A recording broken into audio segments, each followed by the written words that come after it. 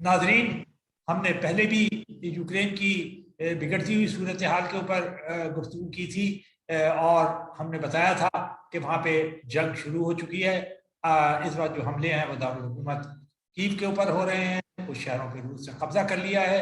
इकबाल जमील मेरे साथ हैं और हम गुफ्तगू को वहीं से अब आगे बढ़ा रहे हैं। जी इकबाल जमील साहब।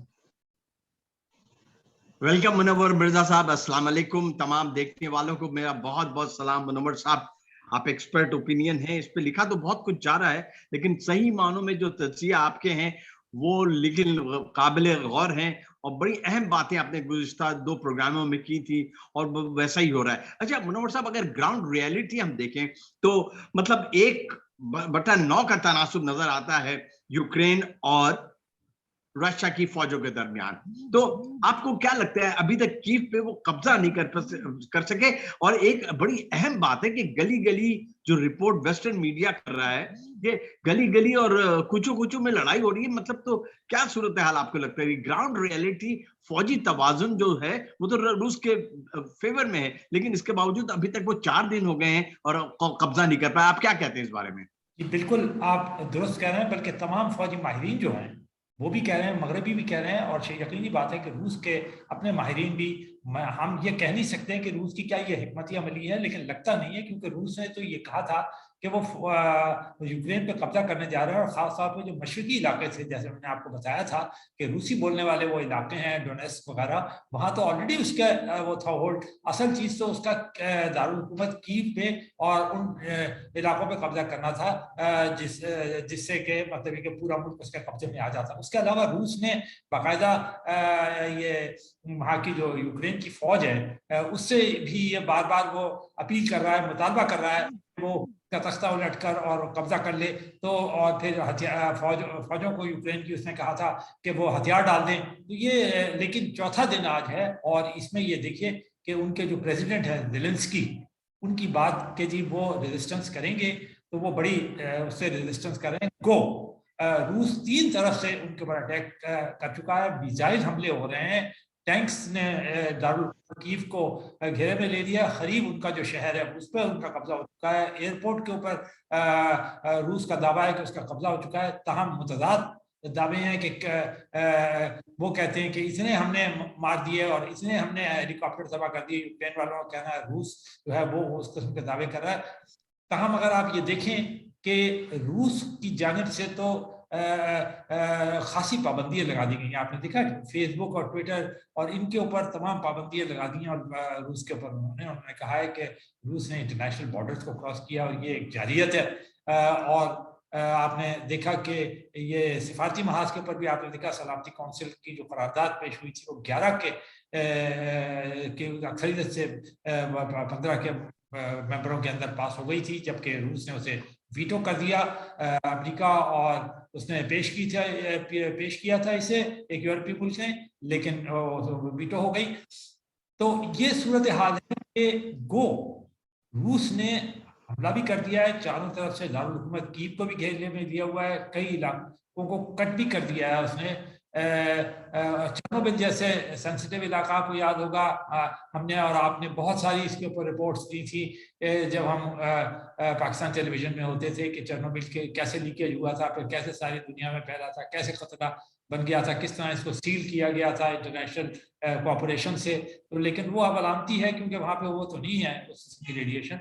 लेकिन ये सारी जगहों पर कब्जा करिए। लेकिन दावा यूक्रेन के स्ट्रीट टू स्ट्रीट फाइट हो रही है और लगता यही है कि चौथा दिन है, वहाँ पे कर्फ्यू भी लगा हुआ है, फाइट भी हो रही है।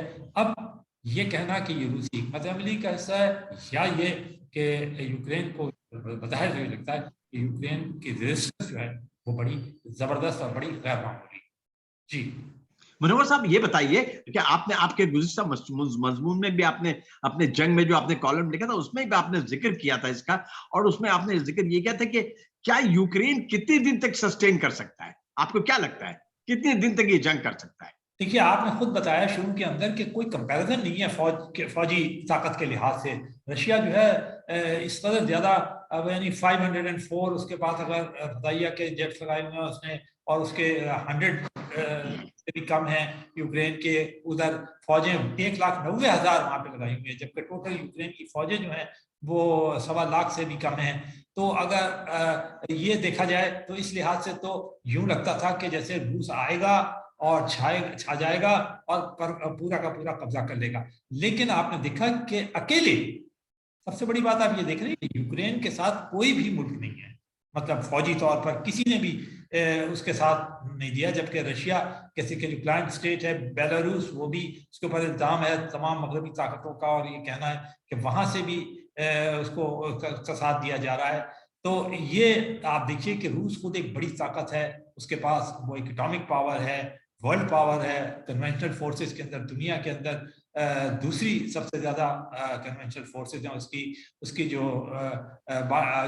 सी है अज़ोव की, उसके ऊपर भी उसका पूरा का पूरा क्रीमिया की वजह से होल्ड है। तो लगता तो ये था कि एकदम छा जाएगा, लेकिन आपने देखा कि रेजिस्टेंस वो कर रहे हैं, यूक्रेनियंस जो है रेजिस्टेंस कर रहे हैं। और इस बात के ऊपर खुद मगरबी दुनिया भी उसे दाद दे रही है, और दुनिया इस बात पे हैरान भी हो रही है कि एक छोटा सा मुल्क जो है, इतने 4 करोड़ 4.25 करोड़ की आबादी है, कहाँ रूस की 18-20 करोड़ की आबादी, इतना बड़ा मुल्क, लेकिन रेजिस्टेंस जो है वो फर्मली कर रहे हैं। तो इससे पता चलता है कि रूस जो है वो आसानी से कब्जा नहीं, लेकिन ये है कि ये कहना कि रूस पे कब्जा नहीं कर सकेगा, उसे शिकस्त नहीं दे सकेगा, ये शायद कुछ ज्यादा होगी बात। लेकिन अगर उसने कब्जा कर भी लिया तो जिस किस्म की रेजिस्टेंस अब हो रही है, खासतौर पर इस मगरबी हिस्से की तरफ से, तो लगता ये है कि फिर ये जो है वो किसी किस्म के रेजिस्टेंस में तब्दील हो जाए, किसी किस्म की और इंटरनल जी जी जी तब्दील हो। जी अच्छा, मिर्जा मिर्जा साहब, ये यूक्रेन के सदर थोड़े से बज़ाहिर तो थोड़े से नाराज नजर आते हैं वेस्टर्न वर्ल्ड से, अमेरिका से। उन्होंने कहा कि मतलब जब अमेरिका ने उससे कहा कि हम आपको वहां से आपका इना इना हम आपको निकाल लेते हैं वहां से, तो उन्होंने कहा कि नहीं, हमें हथियार चाहिए और हम आखिरी वक्त तक लड़ेंगे। तो आप मतलब आप क्या समझते हैं कि क्या मतलब वेस्ट ने इतना ज्यादा कुछ किया भी है? ठीक है, सैंक्शंस उन्होंने लगाई हैं और वो ज़ेलेंस्की जो सदर है वो भी चाहते थे। तो देखिए, इफेक्टिव तो ये सैंक्शंस का जो नतीजा है ये तो 10 12 15 दिन के बाद आएगा, फौरी तौर पर नहीं हो सकता। फौरी तौर पर तो वहां जंग हो रही है। आपका क्या ख्याल है? बिल्कुल, आपने ये बड़ी सही बात कही। अक्सर जैसे आपने कहा है, लोगों का ये सवाल पैदा हो रहा है कि क्या वेस्ट ने यूक्रेन को अबंडन कर दिया और क्यों वेस्ट ने फौजी तौर पे क्यों मुज़ाकरत नहीं की। तो इसकी देखिए कुछ बिल्कुल क्लियर रीजन है। नंबर 1, आपको याद होगा कि जो बाइडेन ने और बोरिस जॉनसन ने जैसे ही ये रूस ने हमले की धमकी दी थी, तो उन्होंने अपने लोगों को निकाल लिया था। उन्होंने वहां पे फौज, उन्होंने कहा था जंग होने के बाद राष्ट्र टकराव नहीं करेंगे रशिया के साथ, पहली बात। दूसरी बात यह है कि ये जंग नेटो और रशिया के दरमियान नहीं है। तीसरी बात यह है कि अमेरिका और यूरोप ये नहीं चाहता कि रूस के साथ बराह रास्त, दोनों बहरहाल बहुत बड़ी ताकतें हैं, बहुत कन्वेंशनल वॉर भी अगर होती है तो वो भी बड़ी खौफनाक और आलमी जंग की सूरत हाल हो जाएगी। तो कोई आलमी, आपको याद होगा, मैं आप मेरे साथ हुआ करते थे, आपको याद है जब जिस जमाने में रशिया का ब्रेकअप हो रहा था, और वो तो उस जमाने में वो रशिया का ब्रेकअप हो रहा था बादमी साहब, लेकिन उसके पास हजारों की तादाद में एटम बम थे, हजारों की तादाद में हाइड्रोजन बम थे, लेकिन कोई इस्तेमाल नहीं हुआ। और उसने वो ब्रेकअप हो गया, सारा वार्सा पैक्ट कंट्री भी खत्म हो गई, ईस्टर्न यूरोप भी खत्म हो गया, इधर अफगानिस्तान से भी उसने विड्रॉ कर लिया। तो ये आलमी जंग का जहां तक तस्वर है, ये किसी भी मुल्क के अंदर नहीं है, बड़ी ताकतों में तो बिल्कुल नहीं है। ये हमारे दिमाग में है कि अगर जंग अगर एक दफा शुरू हो जाए तो सब कुछ ढूंढ दिया जाए। वो ये देखते हैं कि ऐसा ना हो कि दुनिया बिल्कुल ही तबाही के किनारे। जंग को महदूद किया हुआ है यूक्रेन और उसके दरमियान। दूसरी बात आपने वो की है मेरे ख्याल से इकोनॉमिक सैंक्शन की। जी, आप इकोनॉमिक सैंक्शन के बारे में क्या मालूमात चाहते हैं? मजबूर साहब, मैं आपसे ये पूछ रहा हूँ, आपने ये तो कहा कि मतलब ये जंग नहीं होगी, वर्ल्ड वॉर नहीं होगी। फिर ये नेटो के जो सेक्रेटरी हैं, स्पोक्स पर्सन है, वो कहते हैं कि हमने 1200 फ्लीट जो है वो समंदर में रखे हुए हैं और 120 के करीब, और 120 के करीब जेट तैयारे तैयार हैं। तो मतलब अगर नेटो कोई एक्शन लेता है, नेटो एक्शन लेने का मतलब तो ये है कि फिर वर्ल्ड वॉर छिड़ जाएगी। आपका क्या ख्याल है? जी बिल्कुल, मगर नेटो उस वक्त एक्शन लेगा जबकि नेटो की किसी कंट्री के ऊपर वो हमला करेगा, तब वो बाइंडिंग होगा ना उसके ऊपर। मगर अगर नेटो की किसी कंट्री पर बाइंडिंग नहीं होगा, अभी तक यूक्रेन नेटो में तो शामिल नहीं हुआ है, और देखें ये तो नहीं है कि कोई बगैर बातचीत किए हुए यूक्रेन जो है ये जंग के अंदर, तो अमेरिका ने तो पहले ही खबरदार कर दिया था कि वो बिल्कुल पुतिन तय कर चुके हैं कि वो हमला करेंगे, और उन्होंने हमला किया। इवन आपको याद होगा कि हमारे वजीर आजम वहां पे मौजूद थे, तो उन्होंने इस बात की भी को भी नजरअंदाज कर दिया, और उनकी मौजूदगी में वो जो हमला कर दिया, जिसके ऊपर आपने देखा पाकिस्तान में भी खासा वो है तनकीद की जा रही है कि वो वहां मौजूद थे और वो हमला हो गया। तो वो तो खैर एक दूसरी बात है कि वो उसके क्या असर पाकिस्तान में पड़े। लेकिन आपने ये देखा कि ऐसा रूस ने किया, क्योंकि फैसला उसने कर लिया था पहचाने के पहले। उसने ये कहा था कि हम अपनी फौजें हटा रहे हैं, कुछ वापस कर रहे हैं फौजें। तो ये मुझे लग रहा है डिसेप्शन था रशिया की तरफ से, और वो बात फिर सही निकली अमेरिका की और नेटो की कि रूस जो है वो हमला जरूर करेगा। तो ये इसलिए उन्होंने तैयारी की हुई है कि ये तो नहीं हो कि वो यूक्रेन पे कब्जा करके आगे पोलैंड है बिल्कुल उसके साथ लगती हैं, हंगरी की सरहदें उसके साथ लगती हैं, और बाकी यूरोप का, तो ये तो नहीं कि वो चले। और सेकेंडली वो ये भी बर्दाश्त नहीं करेगा कि कोई किसी किस्म का इंफ्रास्ट्रक्चरल डैमेज हो, क्योंकि सारी गैस की पाइपलाइन जो है वो यूक्रेन में से गुजरती है, तो वो इसको नेटो किसी सूरत में भी इजाजत नहीं देगा। इसीलिए उसने जो रिजॉर्ट किया है वो उसके इकोनॉमिक सैंक्शंस की तरफ। जी बात सर। अच्छा मनोहर साहब, ये बताइए कि आपको ये जो मुस्लिम दुनिया का या अरब कंट्रीज का या मिडिल ईस्ट का या मुसलमान मुल्क जितने हैं, उनका रिएक्शन कैसे दिखते हैं आपको? वो क्या अभी सोच रहे हैं, या उनका कोई क्या उनके किसकी तरफ पड़ रहा है उनका? देखिए, पहली बात तो ये है कि टर्की जो है, क्योंकि मेन कंसर्न है और नेटो का पार्टनर भी है, और फिर ये कि उसके ताल्लुकात भी हैं। आपको याद होगा कि यूरोप के ऊपर जब उस्मानी तो खिलाफत थी तो उन्होंने एक बड़े हिस्से के ऊपर कब्जा किया था, हंगरी तक पहुंच गए थे, याद है आपको? तो उसने खुल के यूक्रेन का सपोर्ट किया है, उसने बिल्कुल क्लियरली कहा है कि जी ये रूस की तरफ से जारियत की गई है और हम उसके साथ हैं। बाकी मुस्लिम ममालिक भी जो हैं वो कोई उनमें से भी रूस का साथ नहीं दे रहा। ये कुछ आप देखें रेपिटेशन लग रहा है रशिया का। आपको याद होगा रशिया ये नहीं है कि अफगानिस्तान में हमला पहली वॉर जो हुई थी उसके बाद रशिया जो था, उसके बाद आपने देखा प्यूटन के जमाने में 2-3 उन्होंने ऐसे स्टेप्स उठाए, चाहे क्रीमिया पे उन्होंने कब्जा किया था, फिर सीरिया के अंदर उन्होंने बहुत जबरदस्त बमबारी की है, जिससे बहुत ही बेगुनाह मुसलमान जो हैं 5 लाख से ऊपर सीरियंस हलाक हुए उस खाना जंगी के अंदर, और उन्होंने असद का साथ दिया। जो असद जो हैं वो आमिर हैं, वो कोई डेमोक्रेटिक वो नहीं है, वो अपने ही लोगों के खिलाफ लड़ रहे थे, और रूस जो था बराबर उनके ऊपर हमले कर रहा था और बड़ी शदीद हमला कर रहे थे उस वक्त। तो बल्कि लोग ये कह रहे थे, दुनिया ये कह रही थी, सारे अरब कंट्रीज कह रहे थे, टर्की कह रहा था, खुद यूरोपियन कंट्रीज और दूसरे के अमेरिका ने उनका साथ छोड़ दिया है फाइटर्स का जो अपोज कर रहे थे उसका।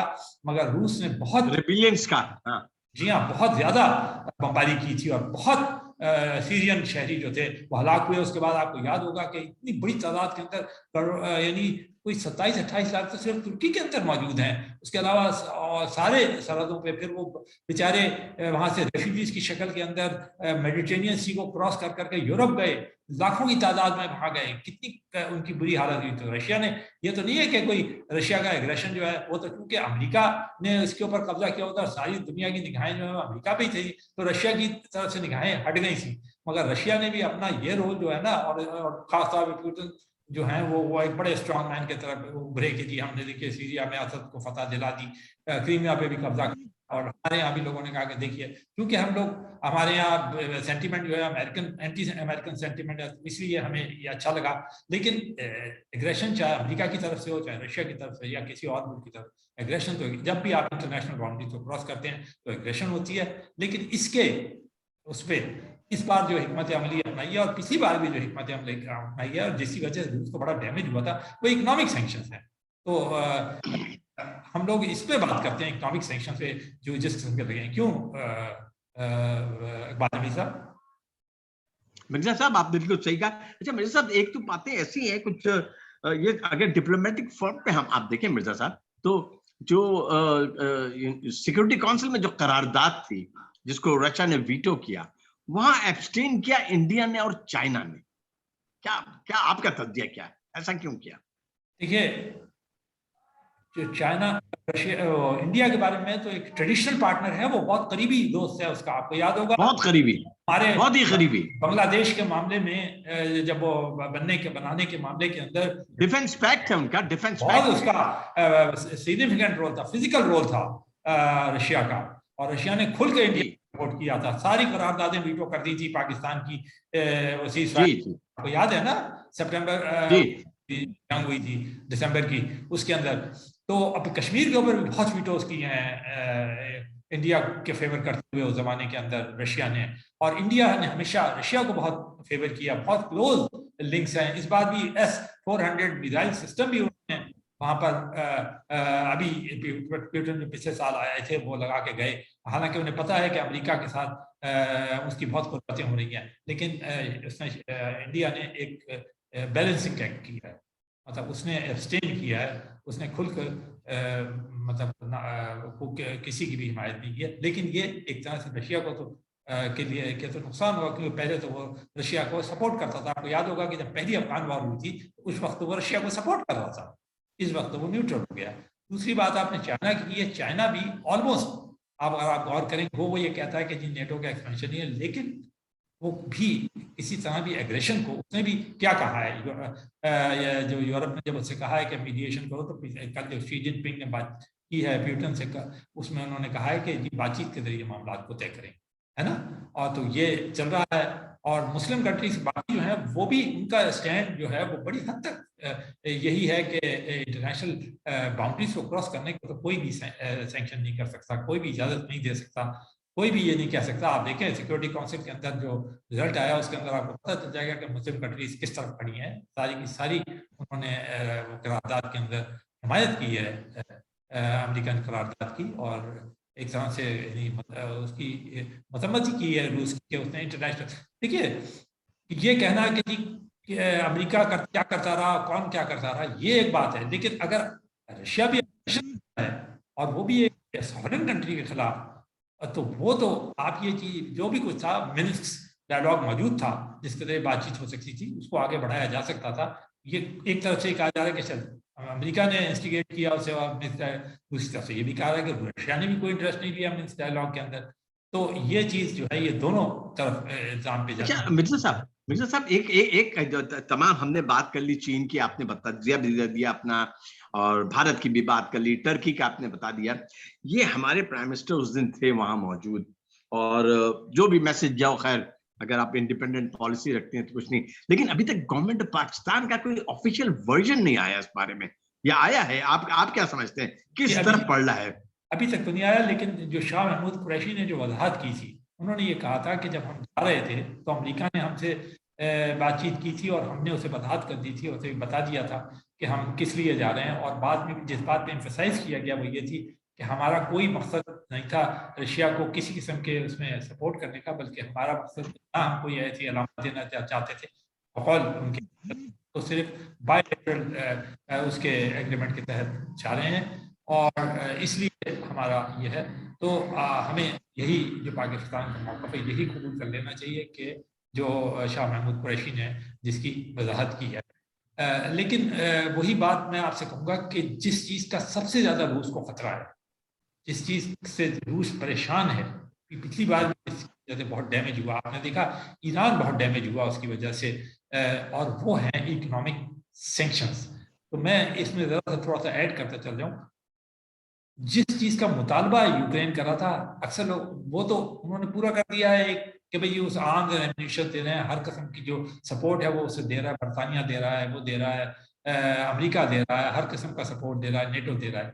लेकिन जो मुतालबा वो कर रहा था, यूक्रेन के सदर जेलेंस्की कर रहे थे, वो कह रहे थे स्विफ्ट निज़ाम जो है इससे बाहर निकाल दिया जाए उसको। अब हमें देखना चाहिए स्विफ्ट निज़ाम क्या है। स्विफ्ट निज़ाम जो है ये बेल्जियम के अंदर एक कायम किया हुआ निज़ाम है। ये टेली कम्युनिकेशन के जरिए बैंकिंग सिस्टम करता है। 4 करोड़ मैसेजेस रोज आते हैं, इसमें से रूस का तकरीबन 4 लाख से ज्यादा मैसेजिंग होती है, और इसके जरिए जो फाइनेंशियल ट्रांजैक्शन है ना बैंकों की, खासतौर पर सेंट्रल बैंक वगैरह की, वो की जाती हैं। तो अब पार्टली रशिया को उससे बाहर निकाल दिया गया है। अब ये बहुत तेज है, आप वो जो कह रहे थे ना कि इसका असर 10-15 दिन में होगा, नहीं, अब ये स्विफ्ट निज़ाम का जो असर है, कल जब मार्केट्स खुलेगी मंडे के दिन, तो आप ये देखेंगे कि इसका करेंसी के ऊपर, क्योंकि ट्रांजैक्शन फौरी तौर पर स्टेल हो जाएगी, सेंट्रल बैंक के ऊपर पाबंदी लगा दी गई है रशिया की, वहां से उसके लिए नामुमकिन हो जाएगा, कंपनीज के ऊपर तमाम पाबंदी लगा दी गई है।